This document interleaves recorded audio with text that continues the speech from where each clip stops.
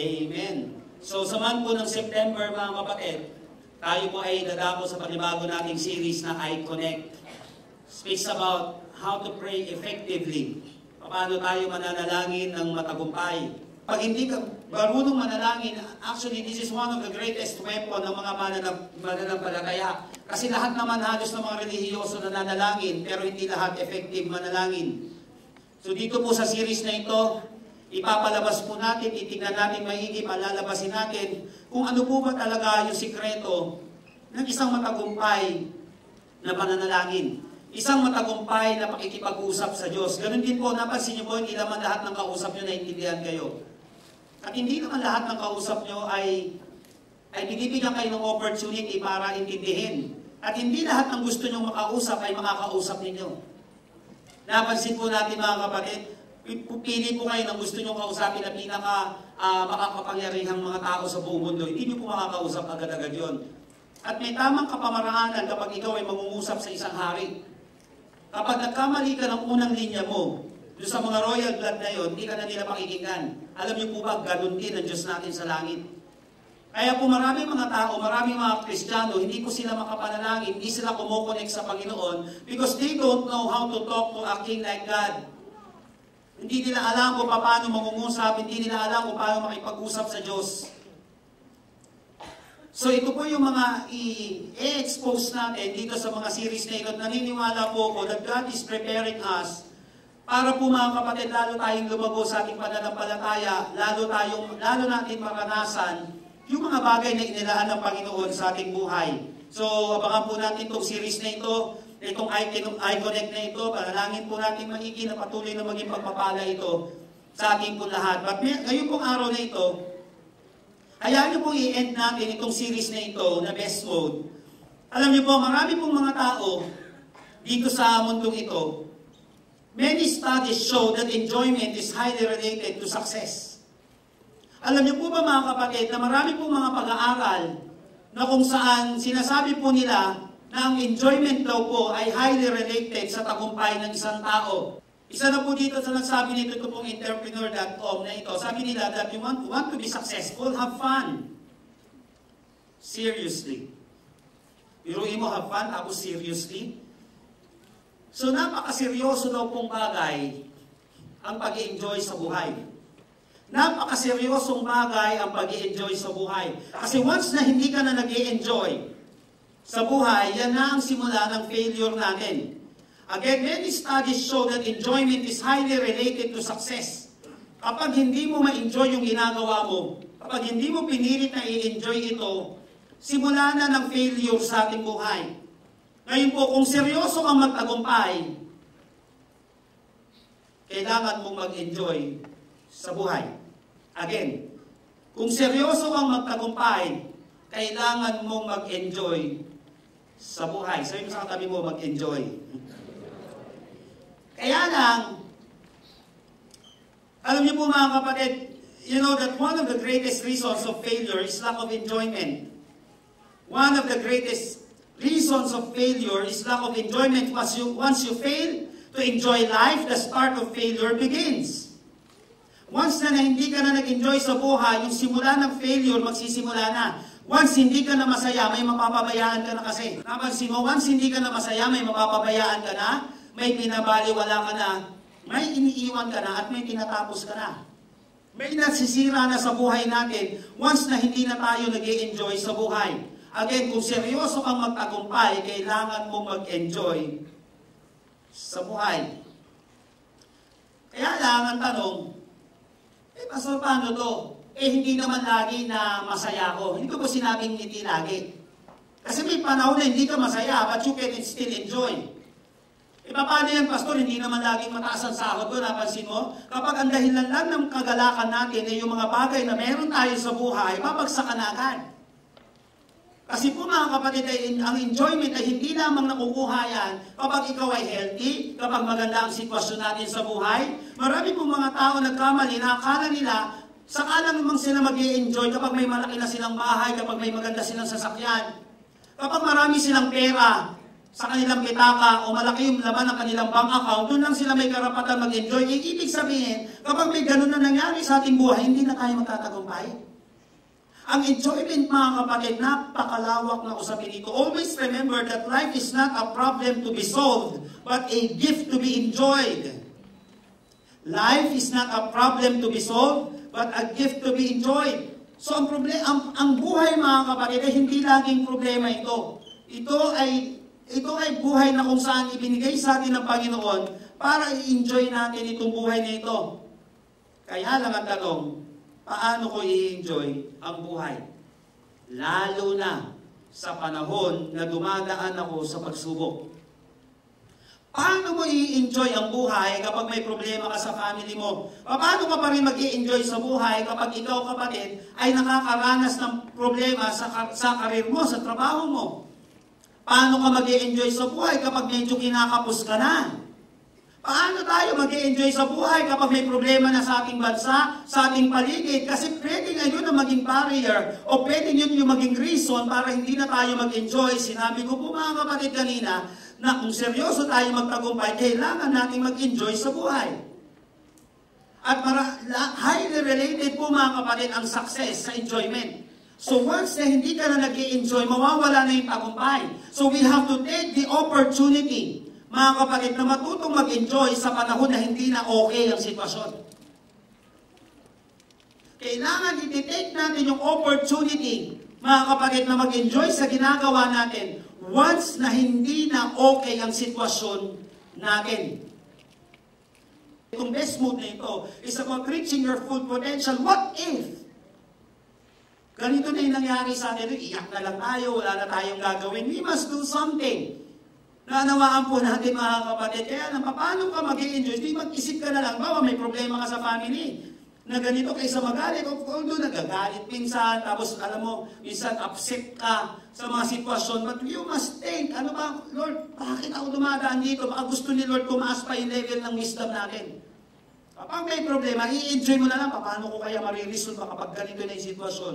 Kapag ganito may problema, kapag may ganitong hinaharap, paano kaya lalabas yung full potential ko?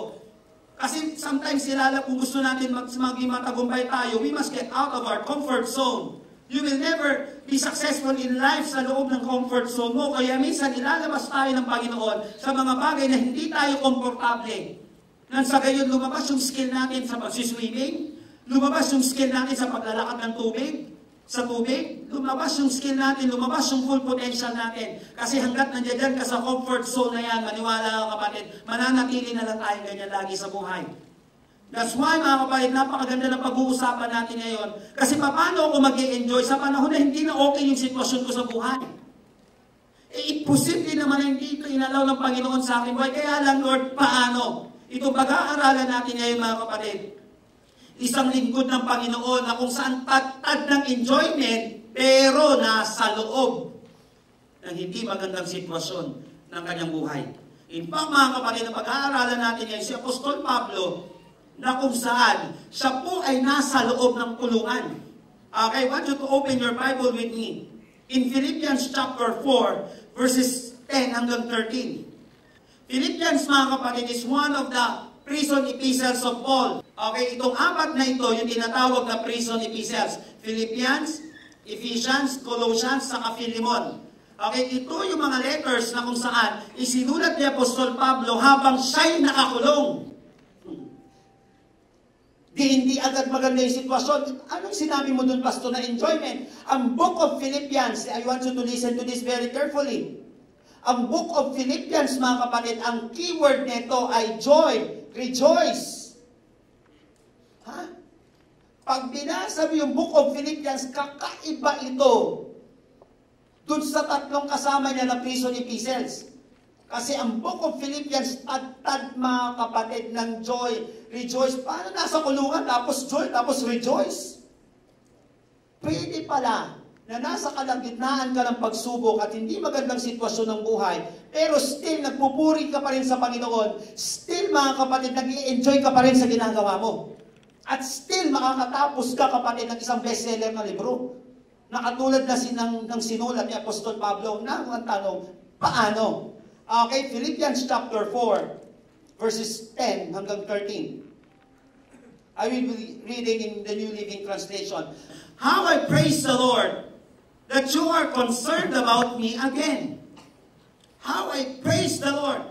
Ito mong praise niya ito, kapag tinignan niyo po sa literal version nito, mga kapatid, how I rejoice in the Lord that you are concerned about me again. I know you have always been concerned for me, but you didn't have a chance to help me.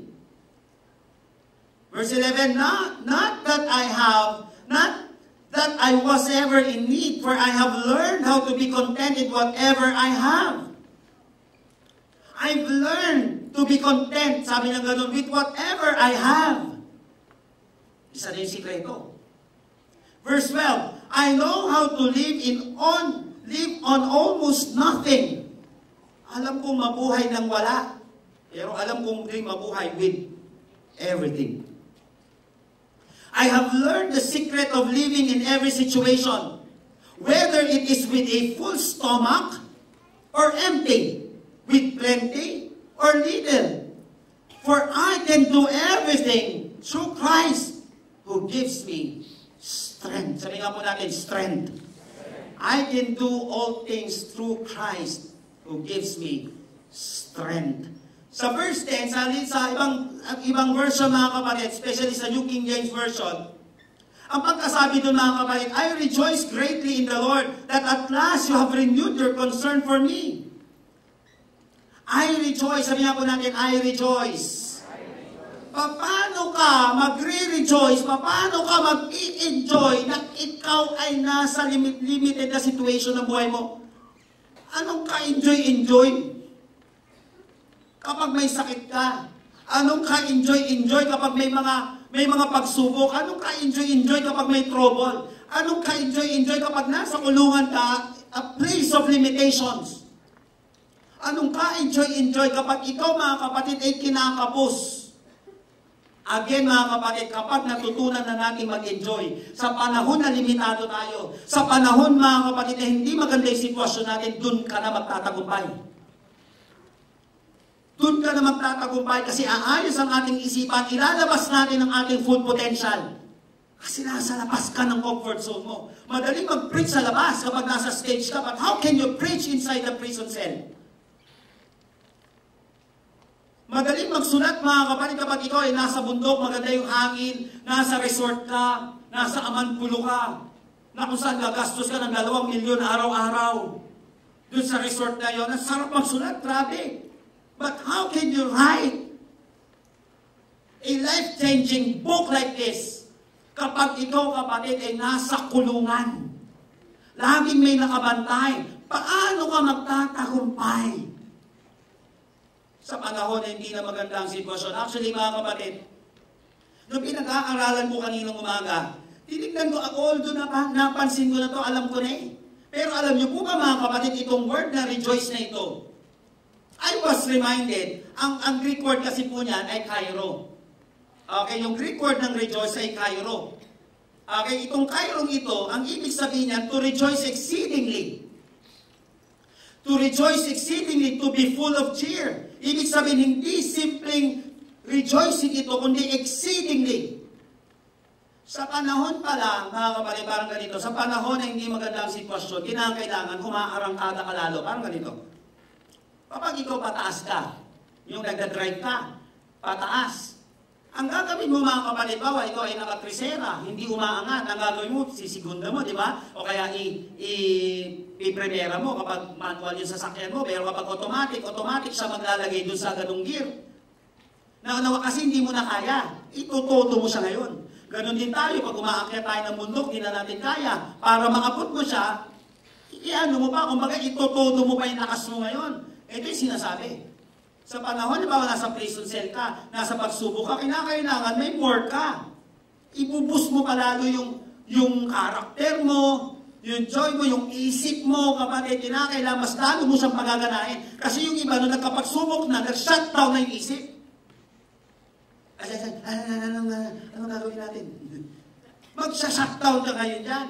O kaya mga kapatid, mag-freak out ka na, magwawala ka na, tapos hindi ka na nag-iisip ng solusyon, babagsak na. Baliktad, sabi ng gano'n.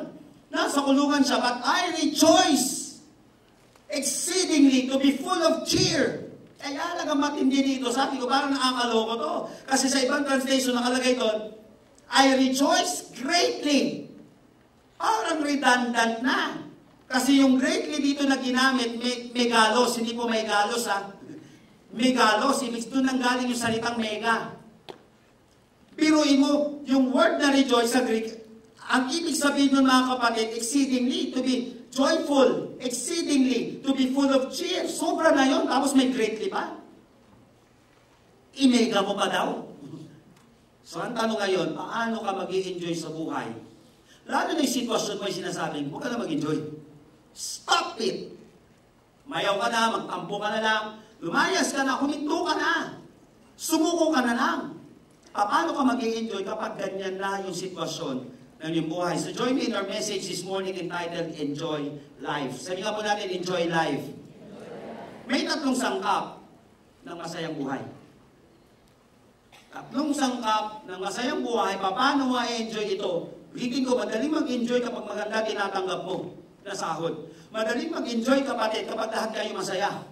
Madaling mag-enjoy kapag prosperous ang ating nation. But what if hindi na? But what if hindi maganda ang sitwasyon? How can you still enjoy life? Na kung saan magdudulot ng tagumpay sa iyong buhay. Again, highly related ang enjoyment pagdating sa success. Once na na-enjoy mo na ang buhay, sa kalagitnaan ng matitinding mga pagsubok o pagsubok sa iyong buhay, doon ka na magtatagumpay. How to enjoy life? Sino po dito excited at ready na ngayon? Magsabi na malakas na amen? Number 1. In verse 11, basahin ko po sa New Living Translation, not that I was ever in need, for I have learned to be content with whatever I have. Napaka-importante, keyword dito yung word na learn. So, paano ka mag-i-enjoy sa buhay? Number 1 is be teachable. Sabi nga po natin, be teachable. Kinakailangan teachable ka. Kasi hindi pwedeng dumaan tayo sa isang sitwasyon na walang itinuturo sa atin ng Panginoon. Maybe kaya tayo dumaan. Kasi sa ganyang sitwasyon, wag agad mga kapatid, tampo, wag agad galit, isipin agad, Lord, lesson. Ano po, Panginoon, yung gusto mong matutuhan ko as a father, as a mother, as a leader? Dito sa ginagawa ko, Panginoon, ano yung gusto mong matutuhan ko? Kasi yung iba mga kapatid, re-retaliate agad eh. Inuna agad yung emosyon kesa sa lesson. Dapat lesson muna, kapatid. Sabi nga po natin, lesson. Napansin mo yung mga kapatid, nasa kulungan, tapos I have learned.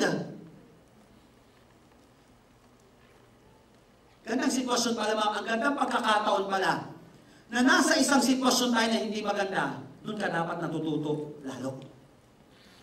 Kapag may hindi magandang sitwasyon, dapat doon tayo natututo lalo. Kaya nga dapat teachable tayo, capable of being taught. Ang ibig sabihin ng teachable.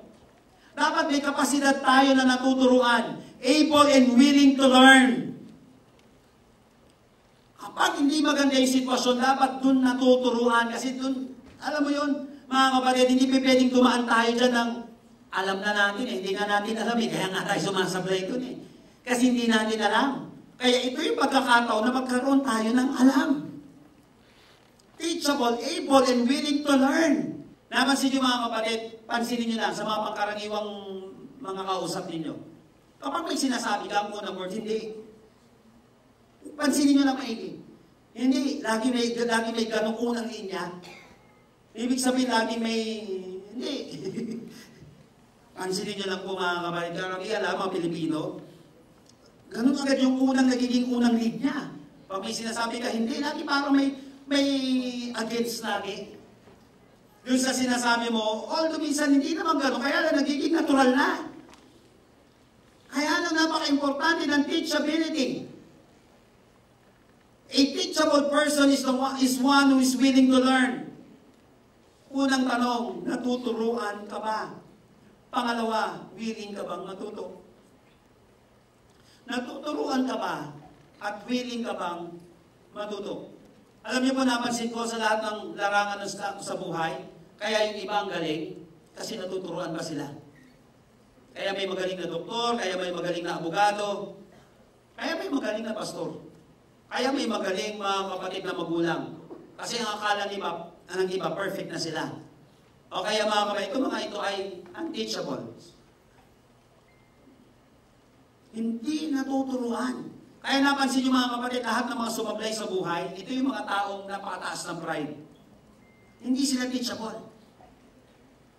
Always remember mga kapatid, kapag hindi ka na teachable, disposable ka na. Ang taong hindi teachable ay disposable. Napansin mo ang unang mga kapatid na pinapaalis sa kumpanya, yung mga taong ayaw na magpaturo.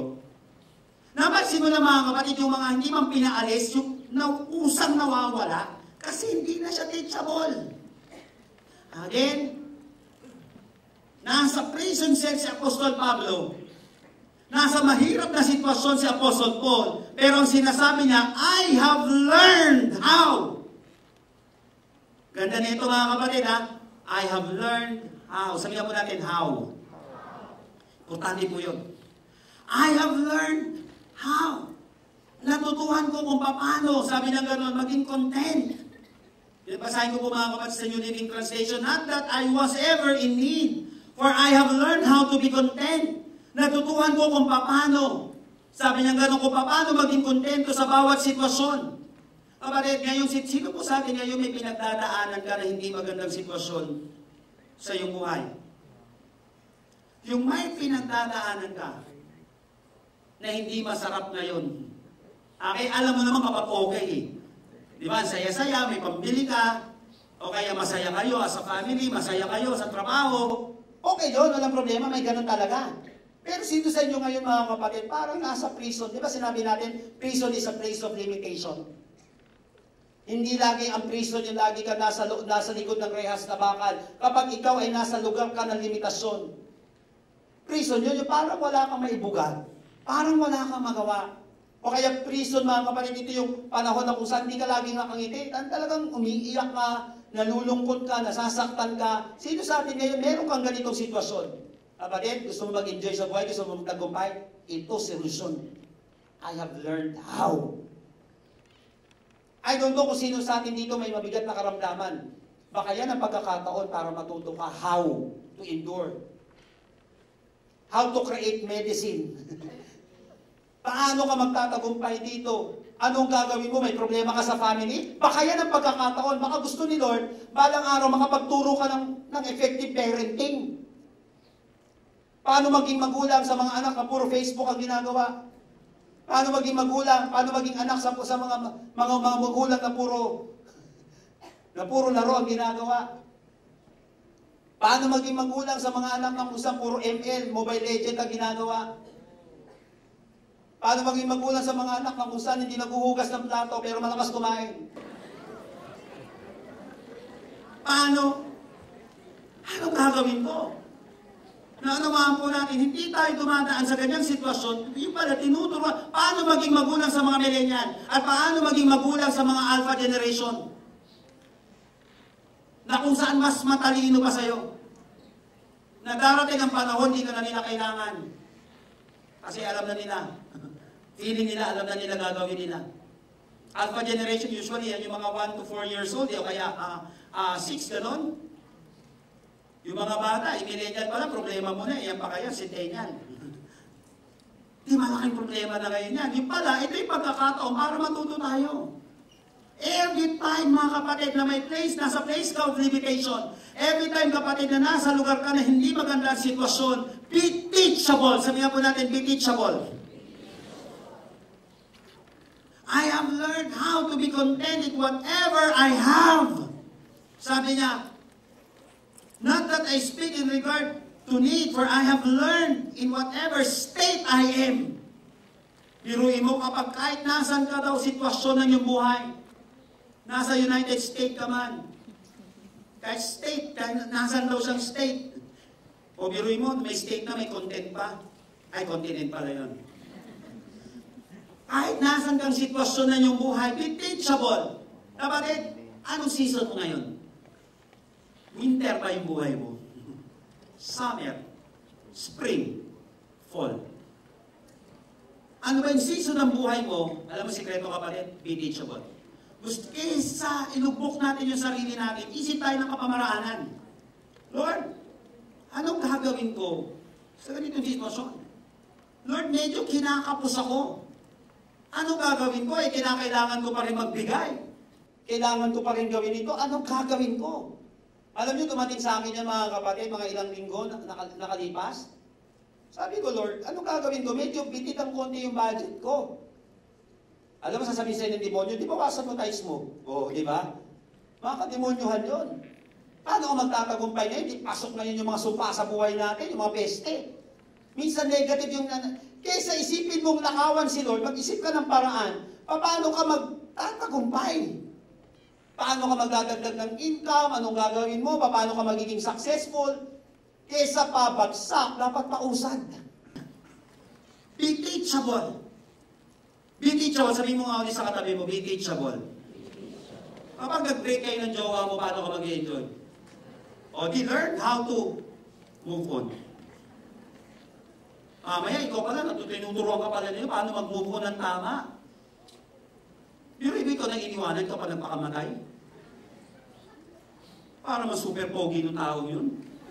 Kahit naman super pogi, pantay mo naman sa buhay mo. Mukha lang yun, buhay yung kapalit. Pagpapalit mo, ay mga sa kami, tumigil ka nga. Kaganyan-ganyan ka. Hindi teachable. Yan ang pagkakataon kapatid na matututo tayo. Ano ba ang gagawin ko? Lord, learn how. Matindi dito. Not that I was ever in need, for I have learned how to be content. Nakalagay doon. I have learned how to be content in whatever I have. Maging kontento ka daw kung sino ka. Wala kang jowa, makontento ka. Kung iba naman may jowa na di pa rin makontento, ano ka pa naman? Napansin mo una, kapag hindi ka naging kontento, sige, mamaya magdudulot sa'yo ng problema yan. Hindi nasasaya ngayon yung buhay mo. Kasi hindi na kontento. Hindi nang turuan na maging kontento. Naunawaan po natin mga kapatid, I have learned how to be content with whatever I have. Para sa mga may jowa dito, o pwede hindi na po na kayo paghiwalayin, makontento ka na please. Kapag mali naman, splitan ko na agad. Bali, masaktan ka na ng konti. Huwag lang habang buhay mukhang impyerno buhay mo. Pero kung alam mo tama naman, ipinanalangin, nasa tamang panahon, alam mo yung kapatid mo, kontento ka. Na ginagawa mo, naunawaan po natin mga kapatid, mamaya kung ano-ano lang ginagawa, lipat-lipat na biruin mo. Be teachable. I have learned how to be content in whatever I have. Sa mga may asawa na po dito, alam niyo po ibig sabihin. Kasi darating ang panahon, alam niyo, ito, pakinggan niyo po, parang Apostle Paul, limitado. Darating ang panahon, parang kapos ka. Alam mo, kung mahilig ka sa kape, tapos yung asawa mo, hindi ka na napagtitimpla ng kape, anong gagawin mo ngayon? Hanap pa ngayon naman galing magtimpla ng kape, ba't makawaghanap ng asawa? Di mag-Starbucks ka na lang. Hindi ka pagkasala. Naunawaan po natin yung mga kapatid. Isa, hindi mo kontento. May problema ka na nga, nagdagdag ka pa ng problema mo. Kala mo, solusyon yun. Naunawaan po natin yung mga kapatid. I have learned how to be content with whatever I have. Kasi darating ang panahon, may mga limitasyon sa buhay natin. Ito pala yung panahon na tinuturuan ka ng Panginoon. Napansin niyo po, sinabi ko kanina, yung ibig sabihin dito ng rejoice ay kairo, to rejoice exceedingly. Kumbaga, itotodo mo ba? Kasi hindi naman lagi okay ang relasyon ninyo. Hindi lagi okay ang trabaho mo. So, ikaw kapatid, ang magbibigay palalo doon. Napansin mo, minsan kasi kapag may hindi magandang sitwasyon, lagi ang turo sa ibang tao, ikaw nga matuto ka nga, ikaw nga matuto ka nga. Okay lang din yun. Kaya lang, baka may tinuturo din sa atin personally ang Panginoon. Kaya sinasabi ni Apostol Pablo, pakawalan nyo kasi ako dito. Para sumaya ang buhay ko. Hindi sabi niya gano'n, okay, nasa loob ako ng sitwasyon na to, but I have learned how. Pag agad ng turo ng ibang tao, I have learned how to be content in whatever I have. Nandito ako sa sitwasyon na ito ngayon, anong gagawin ko? Pambihira, di magsulat, di mag-compose, di mag-isip, di mag-exercise, di magpalago, di mag-research, di matuto. I have learned how. Si Pablo po mga kapatid ay natuto sa anumang kalagayan niya. Kapatid, ulitin ko, ano man ang kalagayan mo ngayon, learn how. Sabi niya dito, I have learned how. Matuto tayo paano. Umigewang yung negosyo mo, anong gagawin mo kapatid? I have learned how. Kailangan matuto ka paano. Anong gagawin ko kapag umigewang na yung business? Anong gagawin mo kapatid? Kapag hindi na may na-delay yung sahod mo. Ano ang gagawin natin mga kapatid? Yung pala tinuturuan tayo ni Lord mag-ayos ng finances natin. Maniwala kayo mga kapatid. Ang dami ko pong kakilala, ang lakas kumita. Pero one time, big time. Pag gumanon yung kumpanya, mukhang pulubi na rin sila. Pero milyon-milyon kumita. Sabi ko, sayang yung pagkakataon na sana natututo. Paano mag-ayos ng pera, paano gumagawa ng emergency fund, paano nagpe-prepare para sa dream mo, para sa retirement mo, anong ginagawa. Kaya kasi hindi pwede Kristiyano tayo, pinadaan tayo ni Lord sa isang sitwasyon, tapos wala lang. Kaya kapag tayo ay dumadaan sa hindi maganda, hindi masaya, hindi matamis, kundi mapait na sitwasyon, ito yung pagkakataon na matuto. Sabihin po natin matuto. Kinakailangan dito tayo, be teachable. Minsan masakit nga lang maturuan, kasi mukha tayong walang alam, pero aminin na natin na hindi talaga natin alam. O baka may kailangan pa tayong matutuhan sa ating buhay. Number one, kapatid, ng sikreto ng mga taong matagumpay, ng mga taong nag-i-enjoy sa buhay. Yung teacher, nakapansin mo, kapag hindi ka teachable, tinuruan ka, ano mararamdaman mo? Galit. Nakapansin mo? Paano ka ngayon mag-i-enjoy? Galit ka na. Pero kapag ang isang teachable, tinuruan, pambihira, kailangan ko matutuhan yan. Sabi, napansin mo magkaiba? Attitude. Napaka-importante ng attitude ng isang tao. Once hindi na teachable, ipabrak mo lahat. Akala natin okay na, akala natin alam na, pag tinuruan ka kapatid, bibwelta ka, babawi tayo, mananakit tayo, kaya di man manakit, di na lang umimik, pero hindi rin naman inintindi. Be teachable sa panahon na ikaw ay nasa place ng limitation, nasa place ka kapatid ng kalungkutan. Ito yung pagkakataon na maging teachable tayo. Pangalawa. Verse 12. I know how to be abased. Ganda nito. I know how to be abased and I know how to abound. Uhitan nyo yung dalawang word na yan sa King James Version, sa New King James Version. I know how to be abased and I know how to be abound.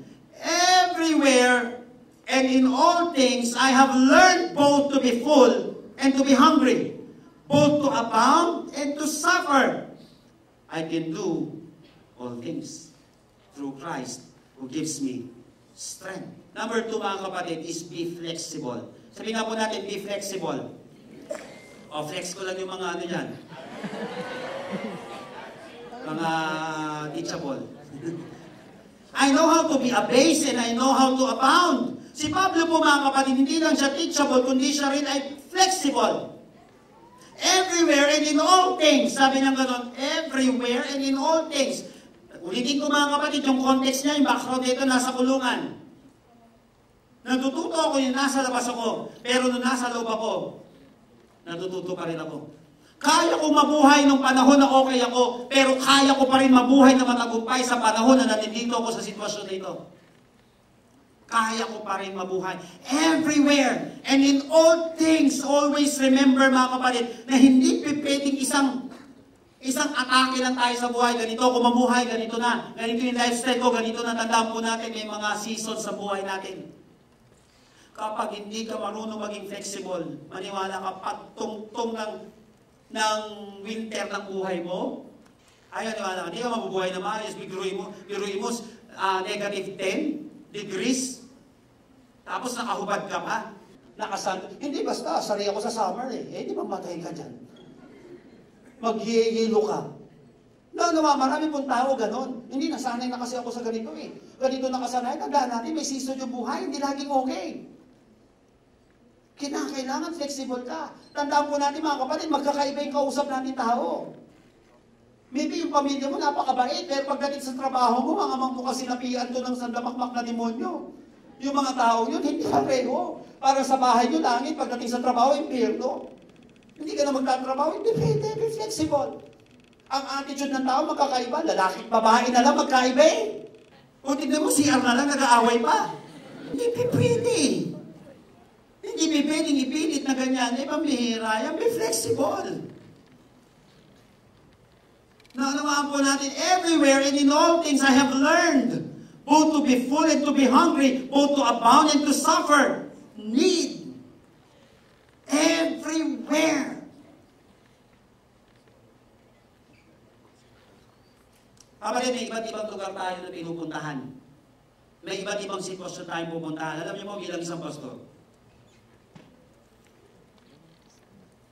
natuto po ako magsalita sa isang tao. Sa unang sineran ko nga ng gospel, isang tao one-on-one Natuto ko mag-share sa 10 tao.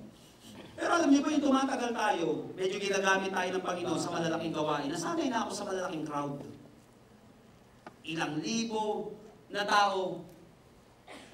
Kaya pinipili ko mga kapatid na kung saan matuto pa rin ako, what if may isang sitwasyon na ipapadala ko ng Panginoon, 10 ang kausap ko? Kaya ko pa rin ba? O what if mga kapatid, makapagsalita na naman ako, mga kapatid, sa lugar na kung saan 20,000 yung tao, kakayanin ko ba? O aayaw ka na lang? Na kasi minsan para naiinis ka, halimbawa, galing ka sa airport na simbahan, grabe, okay to. Kaya lang minsan na-invite ako, pambira, konti na lang, malaimpiero na kapatid. Si Satanas nga, hindi pumapasok talaga eh. Kasi sa sobrang init. Yung grabe, naggamit ka ng matindi, tapos ang init. Kaya lang, alam mo, minsan nagagalit ka na. Yung gusto mong, habang nagpipilis ka, gagalit, hindi na ako babalik dito. Kaya sabi sa akin ng Panginoon, be flexible, be flexible. Alam mo kapatid, sa relationship nyo, hindi laging honeymoon stage eh. Na ultimo muta mo, ang alam niya ginto. Hindi niya nakikita na pagkukulang mo yun. Parang nung una kapatid, yung mga weakness mo, tingin pa rin niya, strength mo, honeymoon stage eh, wala makitang pangit sa'yo. Pero ang relationship mga kapatid, may reality stage din na tinatawag. Kita mo na yung totoo, muta nga talaga, hindi ginto. Hindi pala diamond. Ganito at madumi talaga. Tapos ngayon, yak. Alam mo, darating ka sa panahon na hindi laging okay. Parang importante dyan, dapat okay ka. Be flexible. Kaya sabi niya, I know how to be apace and I know how to abound. Always remember mga kapatid, the saying that only constant in this world, the only constant in this world is change. Yun lang ang constant sa mundong ito, lagi may pagbabago. Okay kayo ngayon, malakas ka ngayon. Kanina po, bago kami papunta dito, dun po sa Road 13, merong dalawang matanda. Kaya medyo napabagal kami ng konti kasi huminto din yung nasa unang sasakyan namin. Nasa wheelchair yung matanda, yung lalaki, tapos tinutulak siya ng kanyang asawang babae. Siguro naman asawa niya yun. Tinutulak ng gano'n, pero alam niyo po, tansya ko mga 90 years old na, 80 to 90 years old, yung dalawa. Pastora Dana, sabi niya, napangiti, sabi niya, parang ginagawa niya ng team song, kung tayo'y matanda na. Alam niyo, dadaan ng panahon kapatid, hindi ka lagi okay. Maybe ngayon puti ang buhok, ay itim ang buhok mo, pero minsan nasawa ka na rin kakukulay ng buhok na yan. Aaminin mo na talagang ganito na talaga yata ito. Matanda na ako, alam mo, darating ang panahon, hindi ka lagi malakas. Pero ang tanong, aayaw ka na ba? O magiging flexible ka na lang? Hindi lahat ng panahon, youth ka. Ako bilang isang pastor, hindi lahat ng panahon magagawa ko yung ginagawa ko ngayon. But it doesn't mean hihito ko. Sabi ko, magiging flexible ako. Ito gagawin ko, hindi lahat. Maybe ngayon, kaya ko pang mag-preach 20 times a week. Kaya ko pang gawin, but time will come, hindi na. Ano gagawin mo? E di maghanap ka ng kayang gumawa sa pinapagawa sa'yo. Mag-create ka. Naunawaan po natin yun, be flexible. Sabi mo sa katabi mo, be flexible. Hindi sa lahat ng panahon o kaya pagkain ninyo, but be flexible. Napansin mo kaya maraming hindi tao masaya kasi hindi flexible. Hindi alam ang gagawin kasi nasa isang frequency lang lagi. Nasa isang kapamaraanan lang lagi na kapag nag-iba na yung sitwasyon, constant pa naman ang change sa mundo. Ano ba naman to? Ang init-init? Mag-init eh. Kapag malamig, ano ba naman to? Lamig-lamig? Tag-lamig. Ano ba naman to? Traffic? Kailan pa hindi naging traffic? Although may panahon hindi traffic sa Pilipinas, mga kapatid, pero alam mo naman na laging ganyan. na may ganyan. Alam mo kapatid, be flexible na lang. Eh bakit nung pumunta ako alam mo yun, ba't pumunta ako sa Cotabato, di naman traffic? Eh Cotabato yun kapatid. Eh pupunta nga yan, dati nga sa Cebu, hindi traffic. Eh ngayon, napaka-traffic na sa Cebu. Dati gusto kong bumalik-balik sa Cebu, ngayon napaka-traffic na, parang EDSA na rin. Alam mo kapatid, malulungkot ka lang lagi pag hindi ka flexible. Breakable ka, disposable ka. Alam niyo po mga kapatid, tingnan niyo po maigi ito, ganda nito. Sabi niya dito, I know how to be abased and I know how to abound. Alam ko paano maging abased at alam ko rin paano maging abound. Alam mo ba natutuhan ko? Pinag-uusapan natin ngayon yung mga negative na sitwasyon. But most of us learned how to be abased. Lalo na sa mga Pilipino, natutuhan natin maging abased. Napansin mo tayo lang sa buong mundo yung bang bahana, tapos pag may dumaan na camera ng Channel 7 sa Channel 2, ay, nalulunod na kayo, tapos humingiti ka pa, kumakaway ka pa ng gano'n. Sanay na tayo sa hirap. O, balik rin naman natin, sa Japan naman. Napansin niyo po mga kapatid nung nakaraan, may nag-video si Chris Aquino yata yun, nabibidyo, tapos biglang lumindol. Tapos yung mga Japanese mga kapatid, parang wala lang sa kanila. Tapos yung mga Pilipino, mamatay na, mamatay na. Eh bakit gano'n sila? Nakatawa lang. Eh sanay na sila eh. Na lumilindol. Tapos tayo naman parang end of the world na. Eh pag sila naman pumunta dito, kapag bumabagyo naman, sila naman takot na takot. Tayo naman, para lang tayo nasa Disneyland. Nag-i-enjoy, ano naman to? Alam mo mga kapatid, sabi dito, alam nyo, napansin ko lang that most of us learned how to be abased. Ito problema. Maraming mga tao natuto na sa kahirapan. Learn how to be abased. Because when difficulties come, lagi tayo sa Lord, ganito mangyayari, eto ka, sanay na ako dyan. But, listen to this very carefully, few have learned how to abound. Maraming mga tao nasanay na dito sa baba, but kukunti lang ang nasanay dito sa taas. Pag sinabing flexible, kaya mo dito, pero sana kayanin mo rin dito. Kaya maraming mga tao na napili na lang na bagsak, kinasanayan niya ng bagsak siya. Kaya maraming mga tao, lagi na lang naloloko, kasi kinasanayan na lang na lagi siyang binubola. Pinakitaan na ng 3 abs. Kulang-kulang pa nga, bumigay ka na agad. Nasanay na siya na binubola, nasasanay na siya na sinasaktan, na niloloko, at hindi siya nasanay humanap ng matino. Na may matinong relasyon sa Panginoon, na may matinong ugali. Maraming mga tao nasanay na lang na hindi nagbabayad ng kuryente, nasanay na lang mga kapatid, na hindi nagbabayad ng amilyar ng lupa. Mukhang okay. Pero habang buhay ka na lang kapatid, tatawagin squatter. Kapatid, hindi ako nang mamalit ng tao dahil galing ako dyan for 20 years. But napansin ko lang, okay, nasanay ako sa kahirapan. How about maranasan man lang yun? Kaya sinabi ni Apostol Pablo, I know how to be abased and I know how to abound, be flexible. Kaya mga adalas na term, palibasa kasi mga mayayaman kayo eh. Palibasa kasi may pera kayo eh. Alam, habang buhay ka na lang magtatampo. Magagalit sa kanila, kapatid. Baka sinasabi ng Panginoon, pwede mo rin maranasan yan. Matuto tayo, alam natin panahon na dumating tayo sa kahirapan, oo, kaya. Pero sana mga kapatid, kayanin mo rin sa panahon na ikaw ay umangat. Abased and abound. Maraming mga tao na sanay lang nung abased siya. May mga tao na madami naman tao hindi nasanay dun. Nagtatampo, nagagalit. Nalaman ko na, palibasa kasi church na yan, puro mayayaman lang eh. Diba naman, ayaw ko dyan, puro may hirap naman yan. Yung mga tao, be flexible nga kapatid. Sabi mo din sa katabi mo, be flexible. Always remember this church that flexible people are happy people. Tanda mo, hindi lahat ng babae ay katulad ng nanay mo. Tanda mo. Hindi lahat ng lalaki ay katulad ng tatay mo. Hindi lahat ng katrabaho ay katulad ng best friend mong mabait. Hindi lahat. May iba't ibang uri ka ng tao makakausap. Malaleon. Yung iba naman malatigre. Yung iba naman malaunggoy. Yung matampuhin hindi mo ka matampuhin. Yung iba mga chimpanzee, mga ganon. Mga crocodile, ganun yung mga ugali. Yung iba naman, mga kapatid, dove. Yung iba naman, serpent. Iba-iba uri ng tao, kapatid. But I want you to know, be flexible.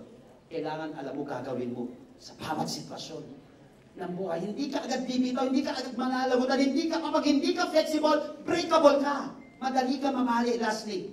Ito pinakamabig dito niya, in-end mga kapatid, ang ganda nyo sinabi, verse 13. Basahin nga po natin dito sa inyong King James Version. 1, 2, 3, go.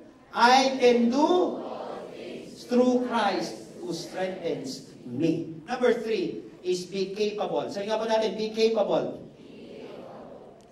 Ang sikreto mga kapatid ng buhay na nag-i-enjoy sa anumang sitwasyon.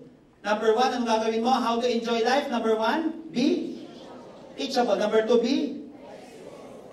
Number 3, be capable. The truth is, capable people are happy people. Kapag alam mo, ginagawa mo, kapag kaya mo, kapatid, masaya ka. In fact, mga kapatid, dito sa passage nito, pinakita yung scope ng strength natin. Sabi dito, I can do all things. Piruin mo yun. I can do all things. Hindi lahat okay lagi sa family. Hindi lahat laging okay sa sitwasyon, but I can do all things. Magiging masaya ka nga naman. Kasi kapag abase or abound, kakayanin mo. Sabi dito, this is the scope. Ibig sabihin mga kapatid, hindi porket dumadaan ka sa sitwasyon na yan, hindi mo na kaya. Kasi yung scope ng strength na ibinibigay sa atin ng Panginoon, all things, sabi nga po natin, all things. Ang sarap ng pangako ng Panginoon. Hindi mo lang kakayanin kapag laging masarap ang pagkain. Kakayanin mo rin kapatid kapag laging talbos na ng kamote ang kinakain mo.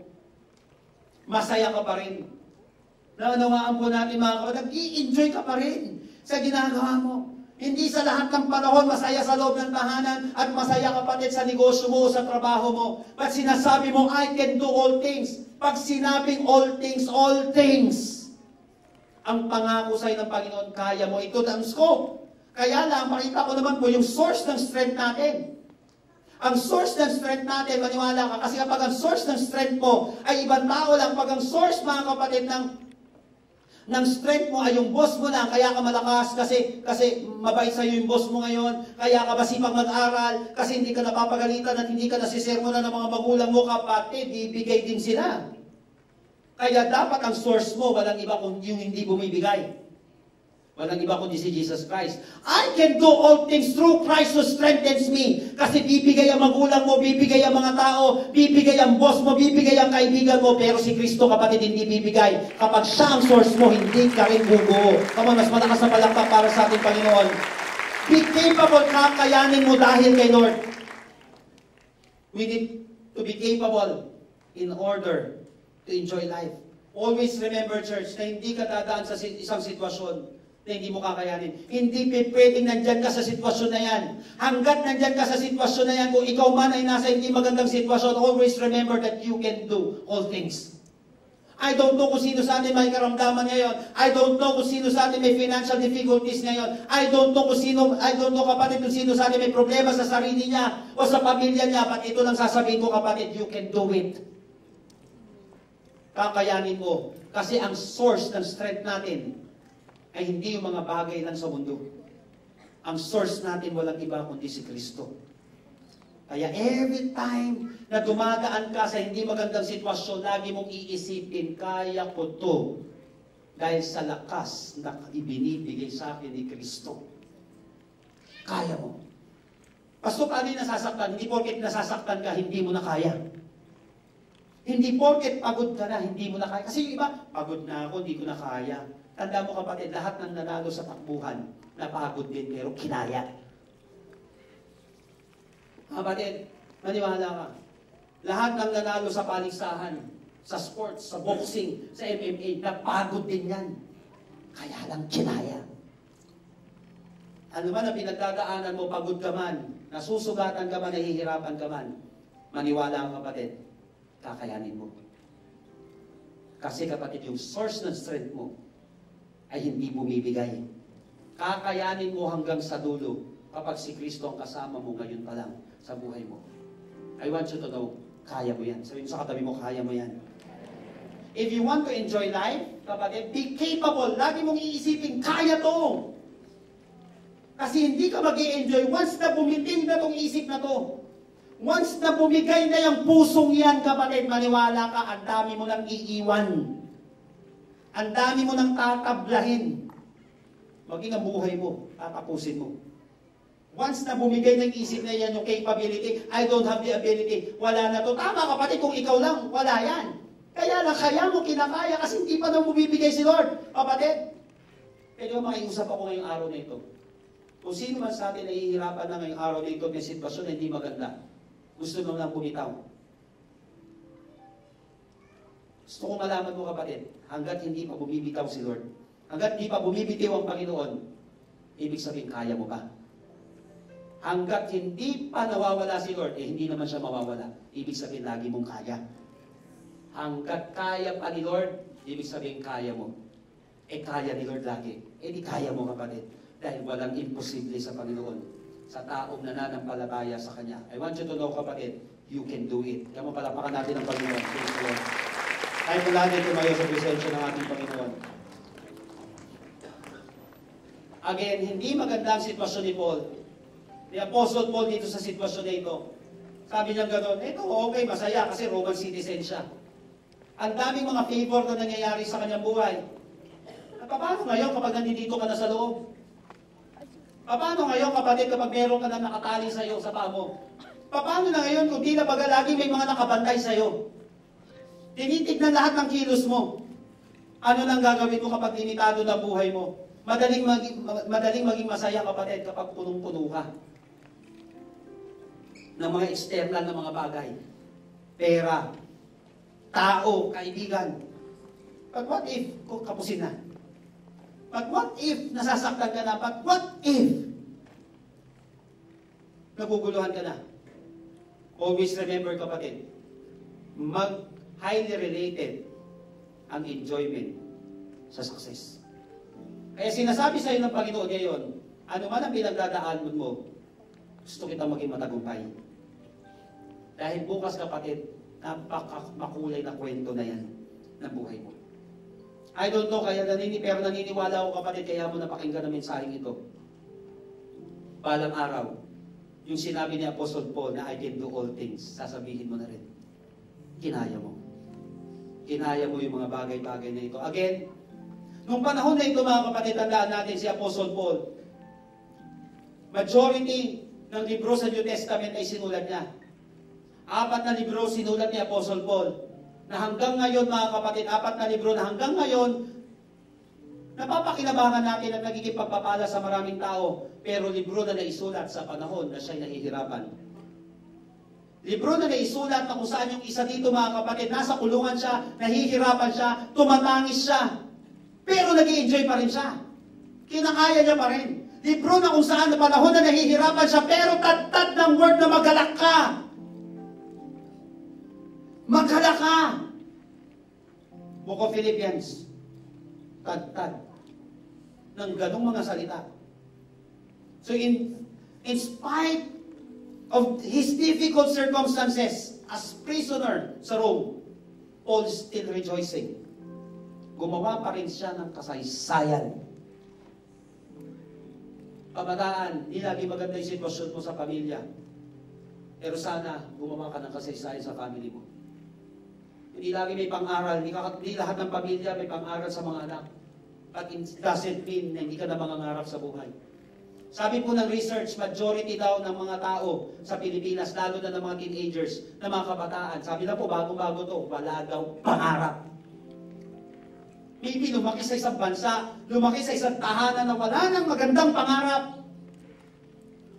At sa mga kabataan dito, lumaki ka sa ganitong klaseng kalagayan ng sitwasyon at sa ganyang klaseng pamilya, hindi ka na mangangarap. Kaya mo si Apostle Paul, patuloy na nangangarap kahit nakapos yung sitwasyon. Gumawa ka ng kasaysayan sa pamilya mo. Mga magulang na nandirito, mga kapatid, hindi porket naghihiwalay, hindi porket galing ka sa isang broken family, gaganyanin mo na rin ang pamilya mo. Sisirain mo na rin, wawasakin mo na rin. Panahon para gumawa ka ng kasaysayan. Pwedeng ganun na nangyari sa kanila, pero ikaw hindi. Hindi porket mga kapatid, lalakero, babaero, mga magulang mo, magiging ganun ka na rin. Make a history. Gumawa ka ng kasaysayan sa panahon na hindi ka okay. Hindi porket sanay na tayo kapatid, maglublob sa kahirapan, nasasanay ka dyan, oo, okay, kaya natin.